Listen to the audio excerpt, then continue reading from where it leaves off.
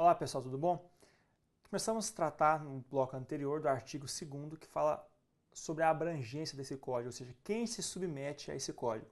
Vimos que se aplica a todos os policiais militares ativos e inativos. Até citei o parágrafo 1º do artigo 3º do Estatuto dos Policiais Militares do Estado do Pará, para que você se lembrasse do quem é que são considerados policiais na ativa e na inatividade.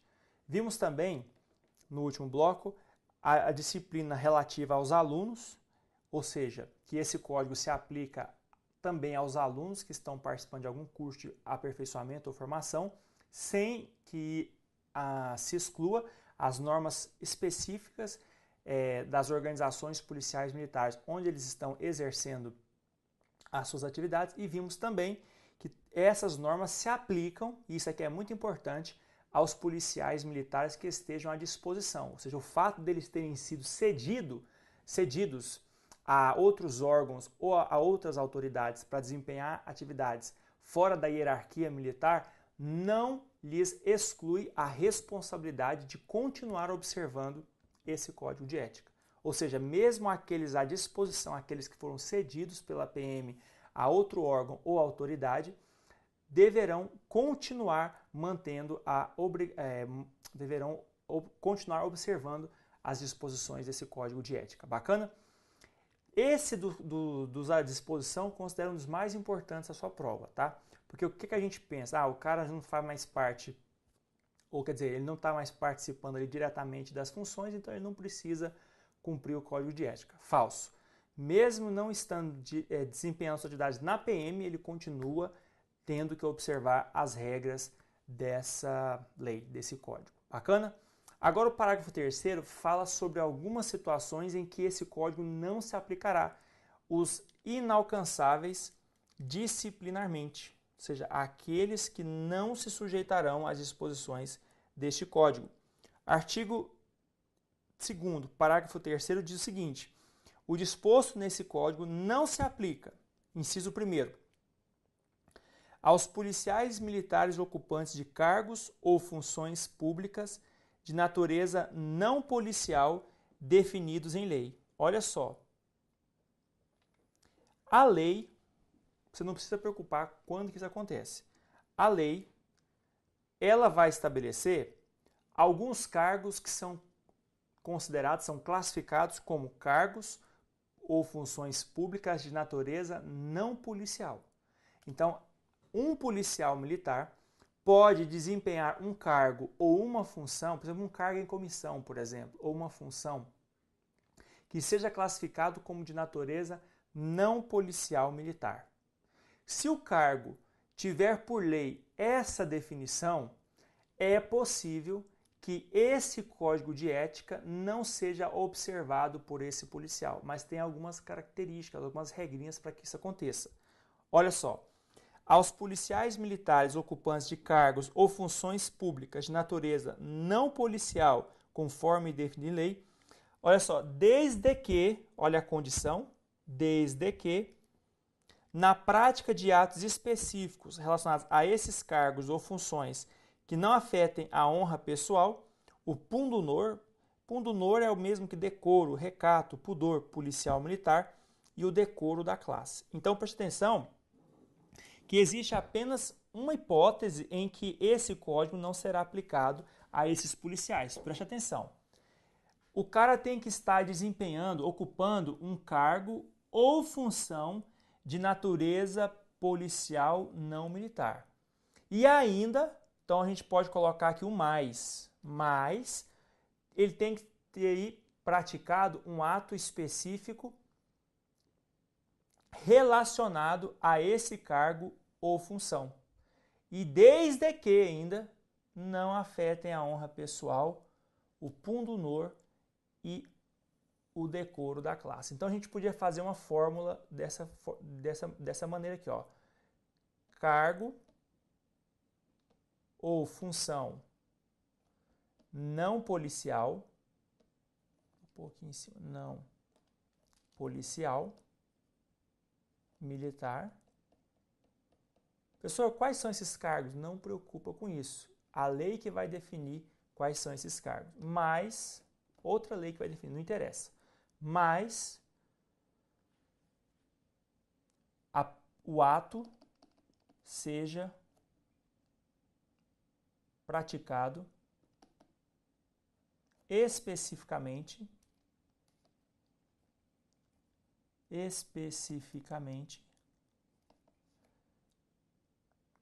em relação a esses cargos ou funções. E aí, uma observação. A observação é essa aqui, ó. Vou pôr a observação aqui em marca-texto. Não pode afetar a honra pessoal, o pundonor e o decoro da classe. Pessoal, o que é pundonor policial militar? Daqui a pouquinho, essa lei vai trazer várias definições. Um deles é esse pundonor policial militar, que é a obrigação do policial se comportar de forma a obedecer esse código de ética.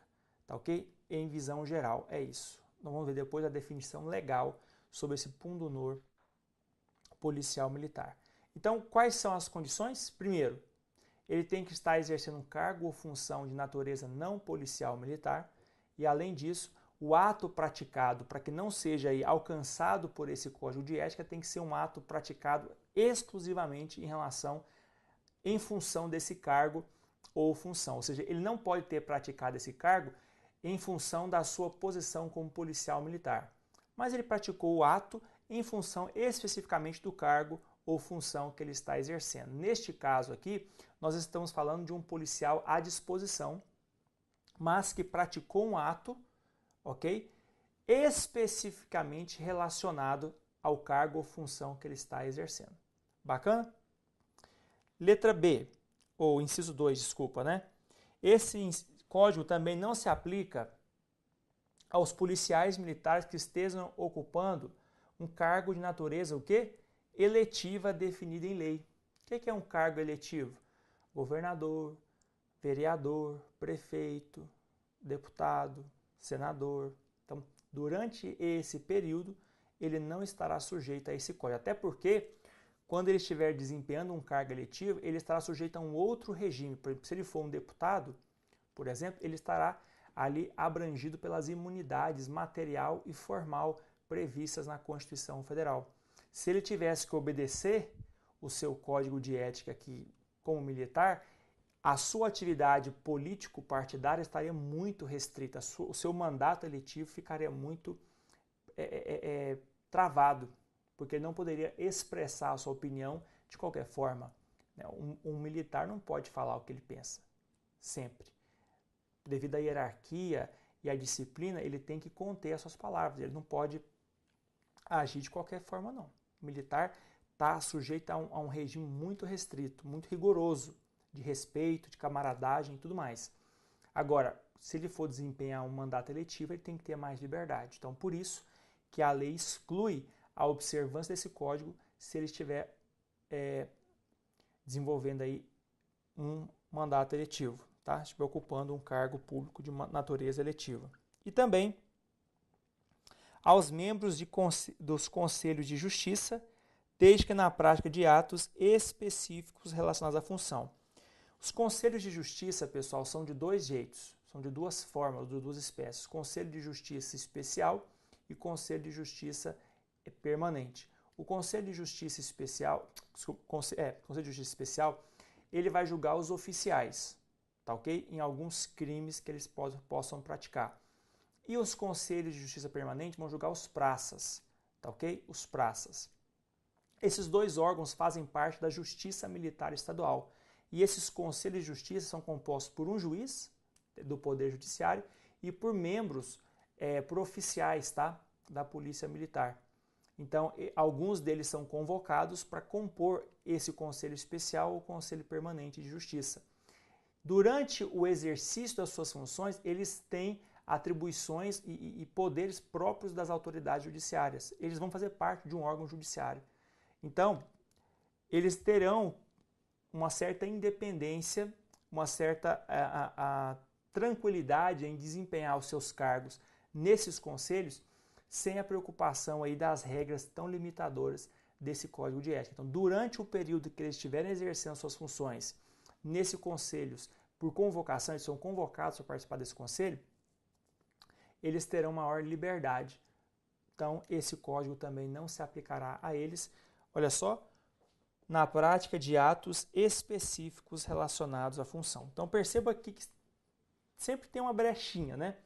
No inciso 1º, nós vimos que é possível não se aplicar o código, mas ali tem uma regrinha, tem que ser muito específica, né? Tem que ser cargos de natureza não policial e desde que o ato seja especificamente relacionado a esse cargo e função. E no inciso 3, nós vimos também uma outra exceçãozinha, né? Tem que ser na prática de atos específicos relacionados à função.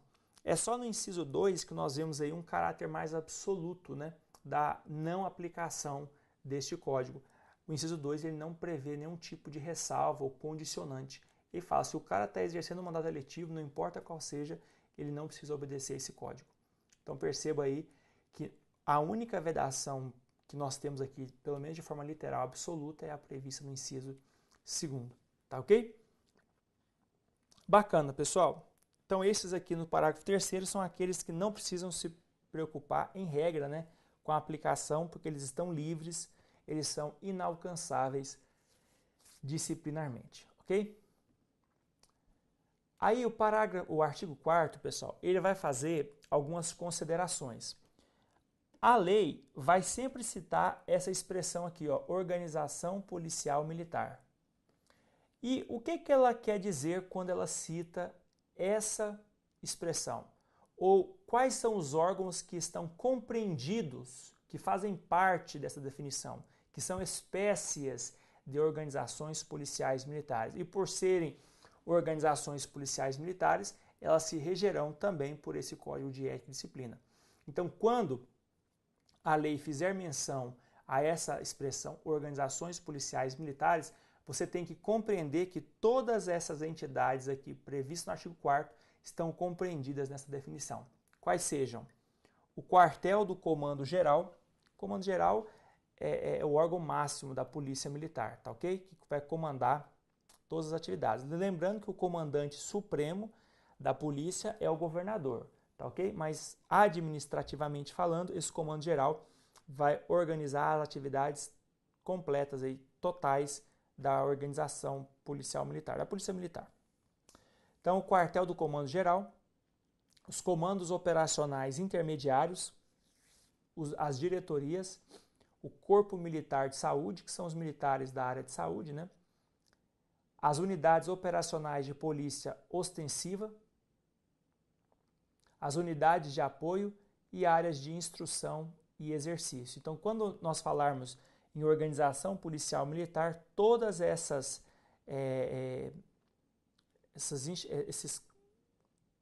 gente, agora fugiu a palavra aqui.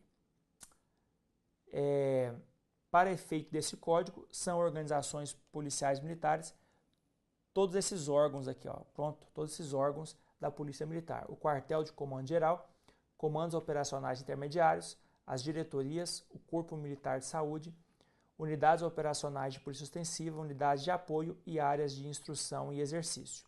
Tá ok? Você não precisa saber, porque essa lei não se preocupa em definir o que é cada um desses detalhes aqui, ó. Se você quiser depois conhecer um pouco melhor dessa estrutura, é só você entrar no site da Polícia Militar do Estado do Pará. Lá vai ter os organogramas e explicar o que cada uma desses órgãos aqui da PM realizam. Tá ok? Como essa lei não se preocupa com isso, eu não vou explicar, é perda de tempo. Só conhecer é o suficiente, tá bom? E aí, o parágrafo único vai fazer agora uma equiparação a comandante. Quando essa lei citar a expressão comandante, o que está compreendido nessa expressão? Aí ele diz, para efeito desse código, os comandantes, diretores ou chefes de organização policial militar, subunidades e pelotões são denominados de forma geral como comandantes. Então, comandante para essa lei não é apenas os comandantes no sentido estrito. Esse comandante na lei é mais um sentido genérico, que vai abranger os comandantes em si, né, os chefes dos batalhões, por exemplo, os diretores ou chefes de organizações policiais militares. Professor, o que é a organização policial militar mesmo? Qualquer uma dessas aqui, ó, o chefe de qualquer um desses órgãos aqui também é considerado como comandante. Ou também chefes diretores de subunidades e de pelotões destacados. Todos estes são classificados como comandantes. Toda vez, então, que essa lei citar a expressão comandante, você tem que levar em consideração que qualquer um desses aqui estão incluídos nessa definição. Bacana? Beleza. Nós vamos tratar agora dos princípios gerais da hierarquia e disciplina. A hierarquia e disciplina, como eu disse para vocês, são os fundamentos das organizações militares. Então, o regime militar, ele diferencia especialmente do regime civil por causa dessas regras rígidas de hierarquia e disciplina. O artigo 5º, ele define para nós o que ele quer dizer com hierarquia. Você já sabe que hierarquia significa um escalonamento, ou seja, as autoridades superiores têm autoridade não devido a elas mesmas, ou seja, o poder que elas têm não decorre dela como pessoa, mas do cargo que ela ocupa, ou seja, a entidade Polícia Militar, essa organização, ela criou cargos e em cada um desses cargos na hierarquia você tem funções, responsabilidades e deveres recíprocos. Ou seja, um segundo tenente que está abaixo do primeiro tenente, ele tem menos responsabilidade do que um primeiro tenente. Se você for subindo na hierarquia até chegar ao superior máximo da instituição, que são os coronéis, você verá que esses estão no topo da hierarquia. No entanto, ele é o que mais tem responsabilidade.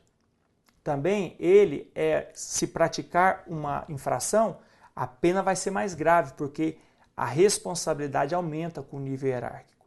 Então você organizou a instituição desta forma, com o objetivo de estabelecer esse grau hierárquico e desta forma organizar a instituição, de modo que aquele que é superior terá autoridade devido ao seu cargo sobre aqueles que são subalternos, aqueles que estão abaixo na estrutura hierárquica. Então, a hierarquia policial militar é a ordenação progressiva da autoridade. Então, quanto mais alto na hierarquia, mais alto será a sua autoridade. Em níveis diferentes, decorrente da obediência dentro da estrutura da Polícia Militar, alcançando aí seu grau máximo no governador do estado, que, como eu disse a vocês, é o comandante supremo da corporação. Então, quando você olha esse gráfico aqui bem simples, você tem que o soldado é o nível mais baixo aí da hierarquia militar, certo? Ao passo que o coronel é o nível mais alto. Daqui para baixo, nós temos os praças e as suas respectivas graduações. Graduação de soldado, cabo, terceiro, segundo, primeiro, sargento e subtenente. Daqui para cima nós temos os oficiais e os seus respectivos postos. Postos de segundo tenente, primeiro tenente, capitão, major, tenente, coronel e coronel. E aqui acima de todos está o governador. Só que o governador ele não faz parte da estrutura hierárquica no sentido de ser um oficial ou um militar. Ele não é militar, ok? Mas ele, por previsão constitucional, é o chefe das polícias e do corpo de bombeiro dos estados. Tá ok? Então, a hierarquia justamente exige que aqueles que estão abaixo obedeçam os que lhes são superiores. Ok? Obedeça os que lhes são superiores. É isso que a hierarquia exige. E decorre da hierarquia, claro, a disciplina, como nós veremos daqui a pouquinho. Tá? A disciplina, ela é uma decorrência lógica da hierarquia. Olha, se há esse escalonamento progressivo de autoridade, significa que quem está acima na estrutura da polícia militar tem autoridade sobre os que são inferiores. Isso exige, portanto, dos que são inferiores disciplina no que diz respeito às normas, regulamentos e ordens feitas pelas autoridades, pelos seus superiores. Bacana? Aí, o parágrafo 1º diz para nós o seguinte: a ordenação da autoridade se faz por postos e graduações. Postos relativamente aos oficiais e graduações em relação aos praças. Então, a ordenação da autoridade se faz por postos e graduações, de acordo com o escalonamento hierárquico, a antiguidade e a precedência funcional. Daqui a pouquinho eu vou falar sobre a antiguidade e a precedência funcional, tá? Por enquanto, pensa somente nesse gráfico aqui. Você já viu que esses caras aqui são os praças e esses aqui são os oficiais, tá ok? Nós temos ainda os praças oficiais e daqui a pouquinho eu falo deles para vocês, tá ok? Então, pensa apenas aqui por enquanto na hierarquia que é demonstrada aqui, ó. Parágrafo 2º diz o seguinte: posto é o grau hierárquico dos oficiais, correspondente ao respectivo cargo, conferido por ato do governador do estado e atestado aí em carta patente. Então, essa carta patente é um documento que atesta o cargo ocupado por esse oficial, o posto ocupado por esse oficial militar. Um oficial, pessoal, ele exerce a sua autoridade por delegação de poderes de um soberano ou de um estado. Essa delegação da autoridade é formalizada pela atribuição de um documento designado carta patente ou simplesmente patente, onde está definido o posto oficial, bem como os poderes e deveres e as responsabilidades em que o mesmo é investido. Então, cada um desses oficiais aqui tem o quê? Tem os seus deveres, responsabilidade e aí também a sua